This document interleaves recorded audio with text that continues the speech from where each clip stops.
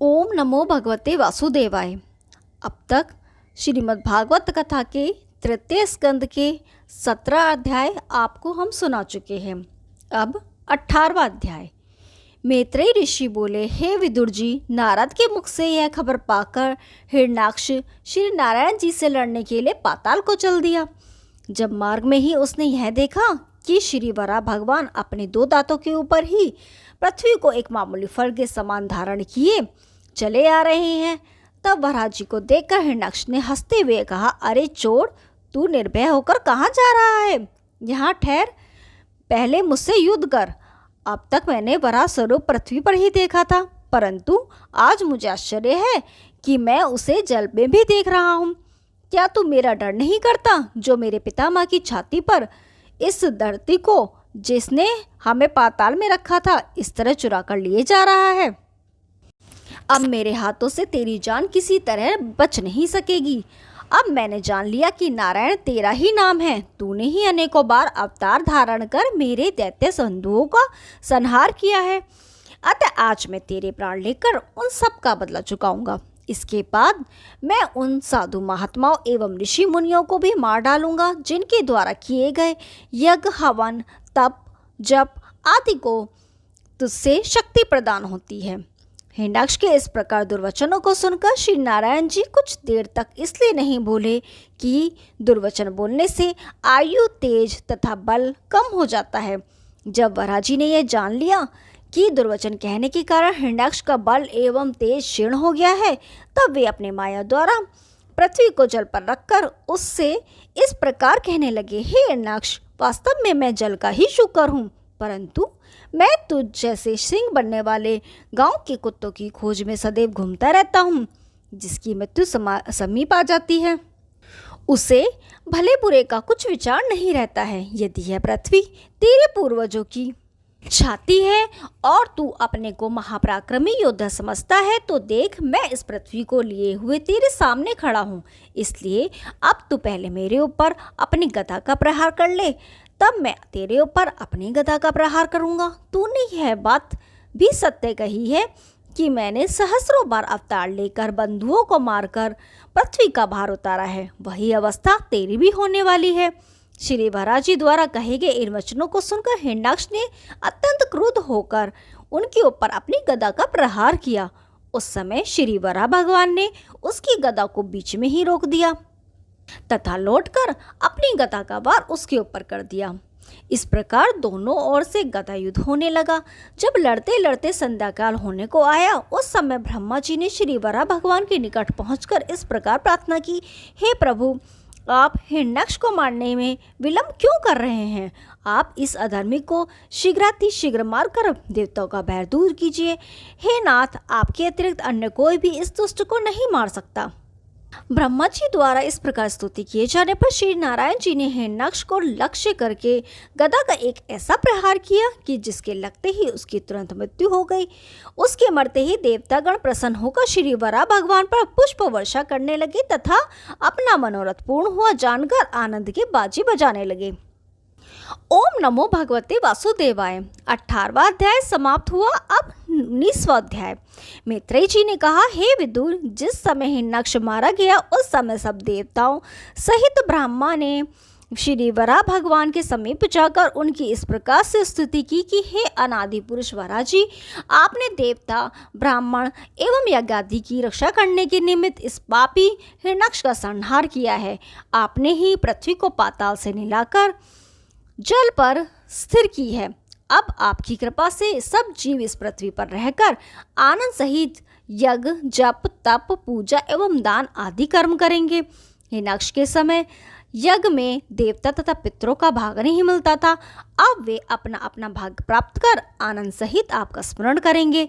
इस प्रकार जब ब्रह्मा जी स्तुति कर चुके, तब पृथ्वी ने स्त्री रूप धारण कर वराह जी के सम्मुख आ इस प्रकार से प्रार्थना करनी आरंभ की, हे ज्योति में, आपने दयापूर्वक मुझे पाताल से निकालकर जल के ऊपर स्थापित किया है। संसार के सभी छोटे बड़े जीव मुझ पर अपने पांव रखते हैं, परंतु आपने मुझे अपने दांत पर उठाया है, इसलिए मैं अपने आप को परम कृतार्थ मानती हूँ। इतनी कथा सुनकर शौनकादि ऋषियों ने सूत जी से पूछा, हे सूत जी, जब श्री वराह भगवान पृथ्वी को जल पर स्थित करके वैकुंठ लोक को चले गए, उसके उपरांत संसार की रचना किस प्रकार हुई तथा मैत्रेय ऋषि एवं विदुर जी में क्या संवाद हुआ, आप हमें यह बताने की कृपा करें। ओम नमो भगवते वासुदेवाय। 19वां अध्याय समाप्त हुआ। अब 20वां अध्याय। सूत जी बोले, हे ऋषियों, वराह अवतार की कथा सुनने से विदुर जी को अत्यंत अप्रसन्नता प्राप्त हुई। तब उन्होंने मैत्रेय जी से पूछा, हे महात्मन, ब्रह्मा जी ने सांसारिक जीवों को किस प्रकार उत्पन्न किया, अब आप वह वृतांत सुनाइए। मैत्रेय जी ने कहा, जब पृथ्वी स्थिर हो चुकी तब श्री परब्रह्म प्रभु की माया से 24 तत्व प्रकट हुए। उसके अनंतर यक्ष नामक एक पुरुष उत्पन्न हुआ। जब उस पुरुष को भूख तथा प्यास लगी तब वह कोई भोज्य पदार्थ न मिलने के कारण ब्रह्मा जी को खाने के लिए बढ़ चला। यह देखकर ब्रह्मा जी ने क्रोधित होकर जब उसे ऐसा करने से मना किया, तब उसने क्रोध द्वारा रक्ष नामक एक तमोगुणी राक्षस की उत्पत्ति की। उन दोनों को देखकर ब्रह्मा जी ने भयभीत हो जीवों को उत्पन्न करना बंद कर दिया तथा अपने मन में विचार किया, यदि मैं इस शरीर द्वारा अब अन्य जीवों को उत्पन्न करूंगा तो वे सभी ही तमोगुणी होंगे। इसीलिए मुझे ज्ञानी एवं धर्मात्मा प्राणियों की उत्पत्ति के लिए इस शरीर को त्याग कर दूसरा सतोगुणी शरीर धारण कर लेना चाहिए। ऐसा विचार कर ब्रह्मा जी ने अपने वह शरीर त्याग कर दूसरा शरीर धारण कर लिया। तत्पश्चात उस शरीर द्वारा दाहिने अंग से स्वयंभू मनु नामक एक पुरुष तथा बाएं अंग से शत्रुपा नामक स्त्री का जन्म हुआ। ब्रह्मा जी ने उन दोनों का परस्पर विवाह कर दिया। तब स्वयंभू मनु ने ब्रह्मा जी से कहा, हे महाराज, आप मेरे लिए क्या आज्ञा देते हैं। यह सुनकर ब्रह्मा जी ने विचार किया कि मेरे जिस शरीर से शंभु मनु तथा शत्रुपा उत्पन्न हुए, उस शरीर से मैंने श्री नारायण जी का तप नहीं किया था, इसलिए श्री हरि का भजन किए बिना इन दोनों के द्वारा ज्ञानी तथा धर्मात्मा पुरुष उत्पन्न न होंगे। यह सोचकर ब्रह्मा जी ने मनु तथा शत्रुपा को यह आज्ञा दी कि पहले तुम श्री नारायण जी का तप एवं स्मरण करो, तत्पश्चात सांसारिक जीवों की उत्पत्ति करना। ब्रह्मा जी की यह आज्ञा पाकर स्वयंभू मनु तथा शत्रुपा उसी समय तपस्या करने के लिए वन में चले गए। उनके चले जाने के बाद ब्रह्मा जी ने श्री नारायण जी का स्मरण करके उनसे प्रार्थना की, हे परम प्रभु, आप मेरा अपराध क्षमा कर दें। सृष्टि उत्पन्न करने में मुझसे बहुत भूलें हुई हैं। अब आप कृपा कर मुझे अपनी सामर्थ्य प्रदान करें जिससे यह कार्य सरल हो जाए तथा मैं सृष्टि कर सकूं। ब्रह्मा जी द्वारा इस प्रकार स्मरण किए जाने पर श्री नारायण जी ने उन्हें ध्यान में दर्शन देकर यह उपदेश दिया, हे ब्रह्मा, मेरी कृपा से तुम्हारा शरीर शुद्ध हो गया है। अब तुम सृष्टि की रचना करो, उससे धर्मात्मा तथा ज्ञानी जीव उत्पन्न होंगे। श्री नारायण जी की यह आज्ञा पाकर ब्रह्मा जी ने उन्हीं की कृपा से मारीची, कश्यप, अत्रि, अंगिरा, पुलत्स्य, क्रतु, भृंग, वशिष्ठ, दक्ष तथा नारद ये 10 पुत्र उत्पन्न किए। उन 10 पुत्रों ने ब्रह्मा जी से कहा, हे पिता, आप जो आज्ञा दें उस कार्य को करने के लिए हम प्रस्तुत हैं। ब्रह्मा जी बोले, तुम लोग नारायण जी की तपस्या करने के पश्चात सांसारिक जीवों को उत्पन्न करो, इसी में मेरी तथा श्री नारायण जी को प्रसन्नता है। यह सुनकर नारद, अंगिरथ और क्रतु ने तो कोई उत्तर नहीं दिया, परंतु भंगु आदि 7 पुत्र अत्यंत प्रसन्न हुए। तदंतर ब्रह्मा जी ने वे 10 पुत्र तप करने के लिए वन में चले गए। जिस समय ब्रह्मा जी के शरीर से स्वयंभू मनु तथा शत्रुपा उत्पन्न हुई थी, उस समय उनके पूर्ण शरीर की हड्डी और चमड़ू से एक अंधेरा प्रकट हुआ। उस अंधेरे को यक्ष और रक्ष ने स्त्री जानकर ग्रहण कर लिया। ओम नमो भगवते वासुदेवाय। 20वां अध्याय समाप्त हुआ। अब 21वां अध्याय। मैत्रेय ऋषि बोले, हे विदुर जी, स्वयंभू मनु और शत्रुपा ने मन में जाकर 10,000 वर्षों तक भगवान नारायण का ध्यान करके तपस्या की। तब भगवान ने प्रसन्न होकर उन दोनों को अपना दर्शन दिया और बोले, मैं तुमसे बहुत प्रसन्न हूँ, अतः तुम मनोइच्छित फल मान लो। उस समय मनु और शत्रुपा भगवान के दर्शन करके बहुत प्रसन्न हुए और हाथ जोड़कर इस तरह कहने लगे, हे भगवान, हमने जगत की रचना करने और राज सिंहासन का आदर पाने के लिए तप किया, सो यह हमसे बड़ी भूल हुई। हमें राज्य पाने की अपेक्षा मुक्ति पाने के लिए तपस्या करनी चाहिए थी। यह वचन सुनकर श्री नारायण भगवान कहने लगे, हे मनु महाराज, तुमने जिस कार्य के निमित्त मेरी तपस्या की है वह और उसके अनंतर तुम जो कुछ भी चाहो वह मुझसे मांग सकते हो। प्रभु को अपने ऊपर अधिक प्रसन्न हुआ देखकर मनु और शत्रुपा हाथ जोड़कर प्रार्थना करते हुए इस प्रकार बोले, हे भगवान, हम लोगों की यह इच्छा है कि हमें आप जैसा पुत्र प्राप्त हो। यह वचन सुनकर भगवान बोले, मेरे समान तो इस समस्त विश्व में कोई भी नहीं हो सकता, इसलिए मैं स्वयं ही तुम्हारे यहाँ पुत्र के रूप में अवतार ग्रहण करूँगा। इतनी बात सुनकर श्री नारायण भगवान अंतर्धान हो गए। तब स्वयंभू मनु और शत्रुपा ने वन में से लौटकर पितामह ब्रह्मा जी के पास जाकर दंडवत किया और फिर वे अपने पिता ब्रह्मा जी के आदेश से समस्त भूमंडल पर राज्य करने लगे। तत्पश्चात स्वयंभू मनु और शत्रुपा के द्वारा उत्पाद एवं प्रियव्रत नाम के 2 पुत्र और आकुति, देवहूति एवं प्रसूति नातक 3 कन्याओं का जन्म हुआ। उत्तानपाद का पुत्र ध्रुव हुआ। प्रियव्रत पहले तो नारद जी के ज्ञानोपदेश से विरक्त हो गए थे, परंतु पुनः ब्रह्मा जी द्वारा समझाने पर उन्होंने 7 द्वीपों का राज्य किया। स्वयंभू मनु ने आकुति का विवाह रुचि नामक ऋषि के साथ किया था। हे विदुर जी, ब्रह्मा के द्वितीय पुत्र गंधर्व ऋषि ने भी अपने पिता के कथनानुसार 10,000 वर्षों तक श्री नारायण भगवान का तप किया। जब तप से प्रसन्न होकर भगवान ने उन्हें दर्शन दिया और वरदान मांगने को कहा, उस समय गंधर्व ऋषि ने प्रभु को साष्टांग प्रणाम करने के पश्चात हाथ जोड़कर विनय करते हुए कहा, हे सर्वंतयामी प्रभु, मैंने सृष्टि रचना के निमित्त तप किया है, इसलिए आप मुझको इसी के हेतु वरदान दीजिए। यह सुनकर भगवान कहने लगे, मैंने तुम्हें यह वरदान तो देता ही हूँ, इसके अनंतर तुम और कुछ भी जो चाहो मांग लो, वह सब भी तुम्हें प्राप्त होगा। और सुनो, आज से तीसरे दिन स्वयंभू मनु अपनी कन्या देवहूति का विवाह तुम्हारे साथ करेगा, सो तुम उस विवाह को स्वीकार कर लेना। इस तरह वरदान देने के बाद श्री नारायण के नेत्रों से यह विचार कर आंसू गिरने लगे कि देखो, कर्दम ऋषि ने केवल विवाह के लिए 10,000 वर्ष तक ऐसा घोर तप किया है। जिस जगह पर श्री नारायण जी के नेत्रों के आंसू गिरे थे, वहाँ विंदुर नामक तीर्थ बन गया। यह तालाब अभी तक कुरुक्षेत्र के पास उपस्थित है। इस तरह आंसू टपकाने के बाद नारायण भगवान ने कंदम ऋषि से कहा, हे ऋषि, जो प्राणी इस सरोवर में स्नान करेगा उसका मन धर्म कर्मों में लग जाएगा और उसके सारे पाप नष्ट हो जाएंगे। इतना कहकर त्रिलोकीनाथ अर्तनध्यान हो गए। इसके बाद कंदम ऋषि राजा स्वयंभू मनु के आने की वाट देखने लगे। तीसरे दिन राजा स्वयंभू मनु अपनी रानी शत्रुपा और पुत्री देवहूति के समेत जटित सुंदर रथ पर बैठकर बिंदुसार तीर्थ में आ गए और वहां स्नान करने के बाद उन्होंने कर्दम ऋषि के आश्रम में जाकर कर्दम ऋषि को साष्टांग प्रणाम किया।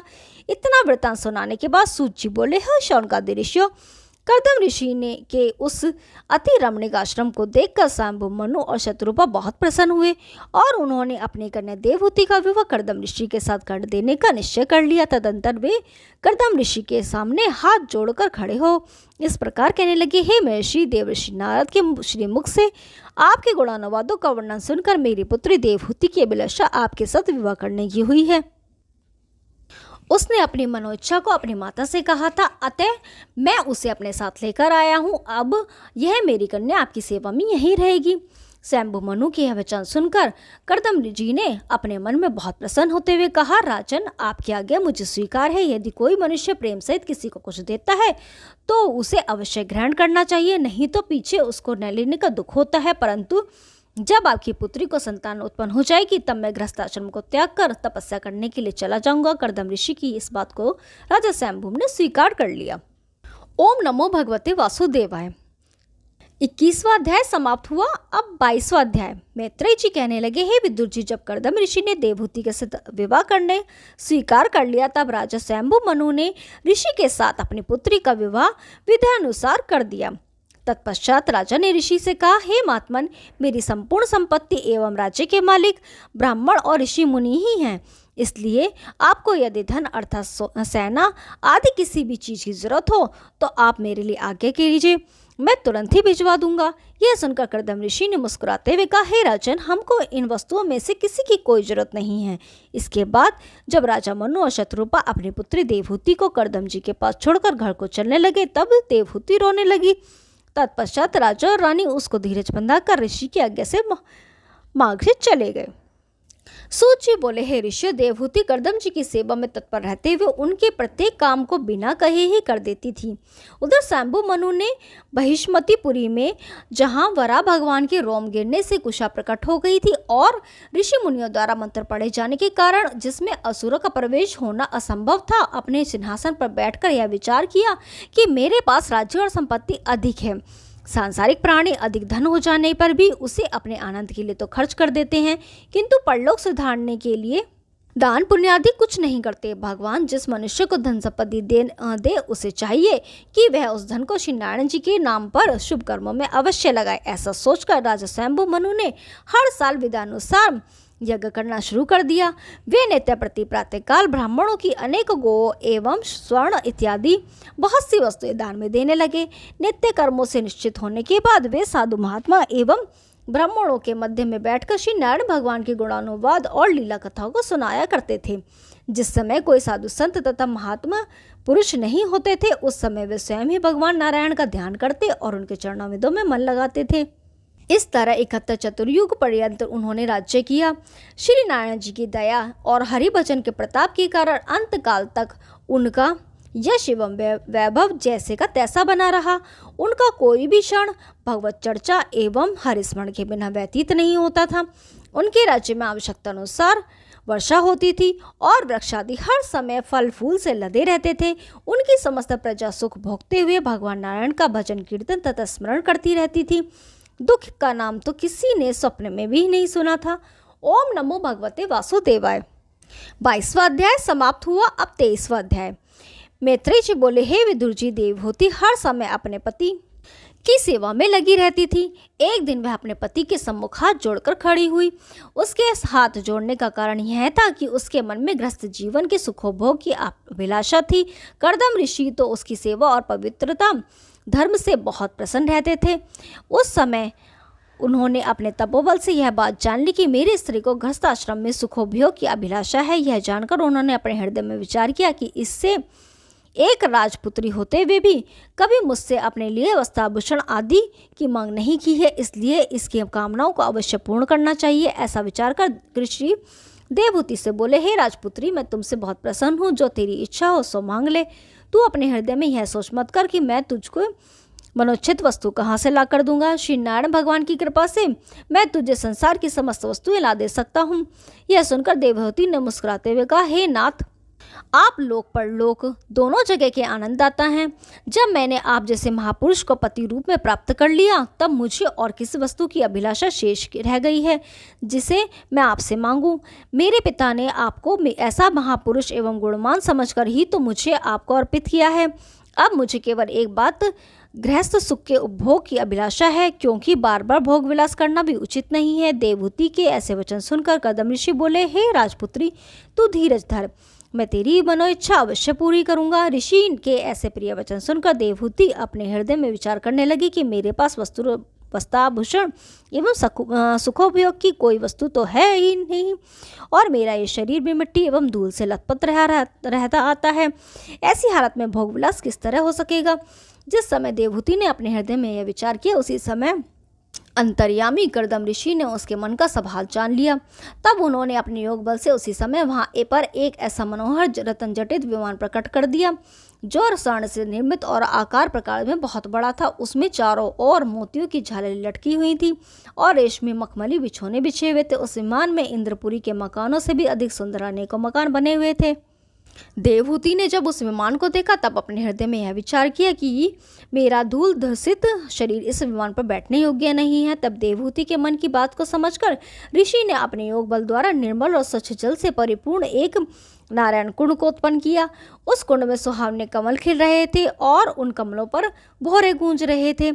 उस कुंड को उत्पन्न करने के बाद कर्दम ऋषि ने देवहूति से कहा, हे राजपुत्री, तू इस कुंड में स्नान कर ले। पति की आज्ञा को पाकर देवहूति ने जब उस कुंड में स्नान किया, तो उसका स्वरूप कन्या के समान दिव्य हो गया और उसकी आयु 16 वर्ष की कन्या के तुल्य हो गई। जिस समय वो कुंड से बाहर निकली, वह बहुत सुंदर वस्त्र और आभूषणों को पहने हुए थी।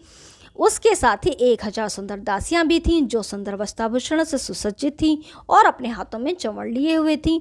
उस कुंड से बाहर निकल देवहूति से कहने लगी, हे राजपुत्री, हम सब तुम्हारी दासी हैं।